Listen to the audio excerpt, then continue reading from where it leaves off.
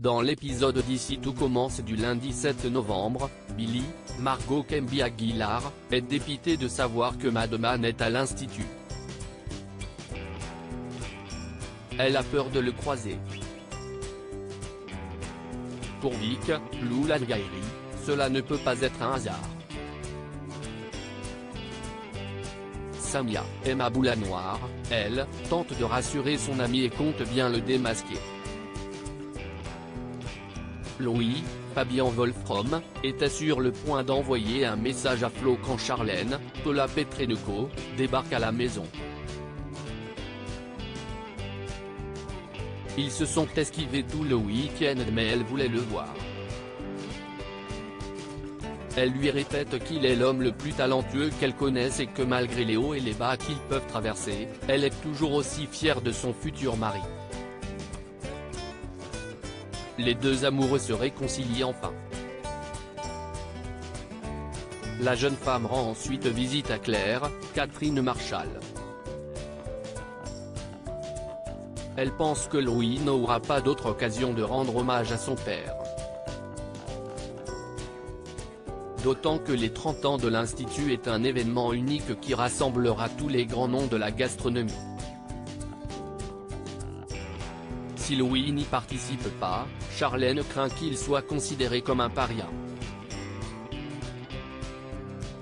Charlène tente de convaincre Claire de reprendre Louis, soulignant le fait qu'il a perdu toute confiance en lui. La chef Guinaud refuse mais elle confie à Olivia, Virginie Cagliari, se sentir coupable. Cette dernière n'est pas fan de Louis mais estime que si est important pour Claire qu'il célèbre la mémoire d'Auguste, Francis Huster, ensemble, elle devrait faire ce que lui dicte son cœur. Peu après, alors que Tessier, Benjamin Baroche, a réuni les élèves pour évoquer le menu des 30 ans, la chef Guinaud leur annonce que sa brigade sera composée d'Ethan, Rick Kevin, Solal, Benjamin Douba Paris, Samia et Billy.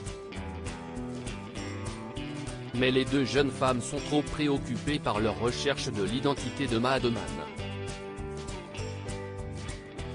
Elles observent chaque élève pour tenter de les sonder. Billy décide donc d'envoyer un message à son abonné mais seul Livio, Corentin Pelli, est sur son téléphone à ce moment-là. Billy tombe des nues. Dans le même temps, Claire annonce également avoir décidé de former un binôme avec son fils. Alors que Louis la remercie, Claire met les points sur les i, elle ne veut pas de guerre d'ego, elle veut simplement qu'ils travaillent ensemble. Tessier débarque à ce moment pour exiger de la chef Guinaud des explications. Claire finit par lui balancer que si est Charlène qui l'a supplié. De son côté, encouragé par Samia, Billy décide de confronter Livio. Sauf que lorsqu'elle lui avoue être Flo du site Paradise, le jeune homme lui assure qu'il y a mégarde. Et quand elle évoque le message reçu à l'amphithéâtre, Livio lui montre avoir reçu un texto du fournisseur du restaurant éphémère. Billy est morte de honte par cette erreur. Peu après, Louis se confie à Livio. Il culpabilise de discuter avec Flo alors que Charlène se démène pour lui. Livio lui cache l'identité de cette cam girl et lui assure qu'elle est certainement à des kilomètres d'eux. Si Louis est discret, Charlène ne l'apprendra jamais. Greg et Elliot, sur le point de se séparer? Greg, Michael Mittelstadt, a une grande annonce à faire à Elliot, Nicolas Anselmo, et Hortense, Catherine Davidzeka. Ses responsabilités passées au double à lui ont donné envie d'ouvrir son propre restaurant. Un endroit qui proposera une cuisine raffinée et qui se situera dans la région, afin de rester proche de Naël. Hortense saute de joie en apprenant la nouvelle, tandis qu'Elliot boude. il lui en veut d'avoir pris cette décision sans le concerter.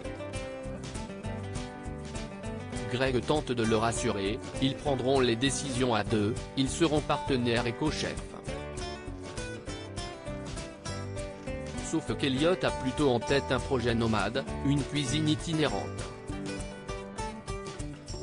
Un food truck en somme. Mais pour Greg, cette vie n'est pas compatible avec un enfant.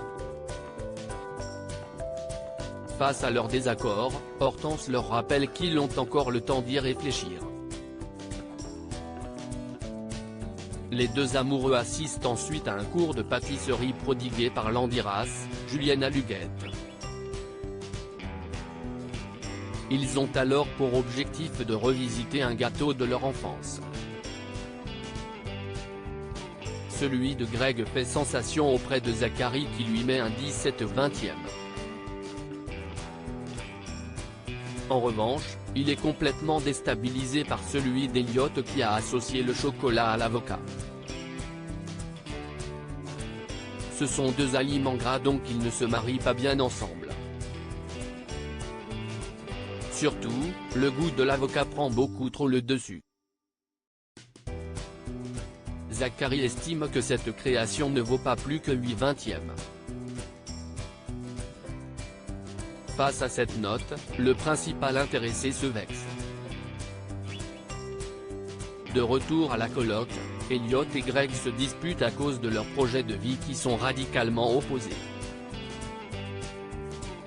Au milieu de tout ça, Jasmine, Zoé Sévérin, jouent les médiatrices. Assistée de Jérémy, Pierre Hurel, Clotilde, Elsa Launeghini, donne un cours à quelques élèves de première année sur la dorade.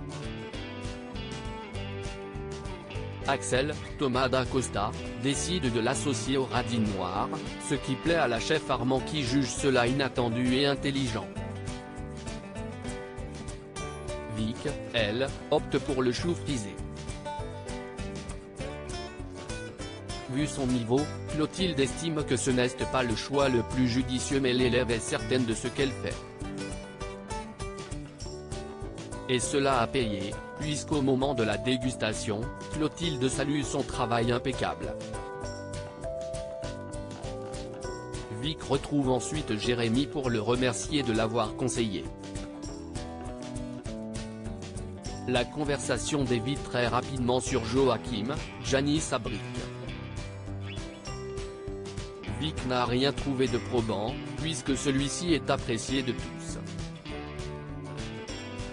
Néanmoins, elle estime qu'ils doivent creuser davantage. Dans tous les cas, Vic a des idées pour le dégager, cela nécessitera seulement de mentir. De retour chez lui, Jérémy avoue à Joachim avoir eu tendance à surréagir ces derniers temps et lui présente ses excuses. Il lui confie se faire du souci pour sa mère mais savoir qu'il n'est pas là pour son argent.